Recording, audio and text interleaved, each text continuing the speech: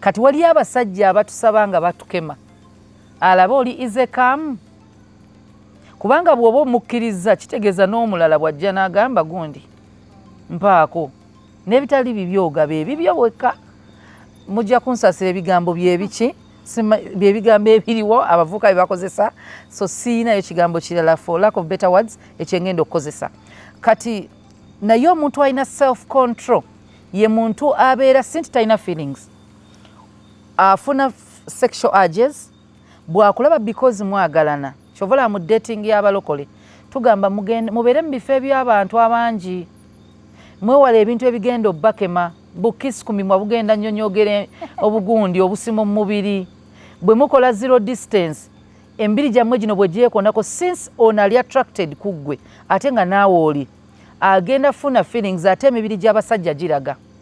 bwe giraga n'oguwulira olwo otandise okukemebwa olwo mwehaginze twewa agape hugs zino ze tujja okwewa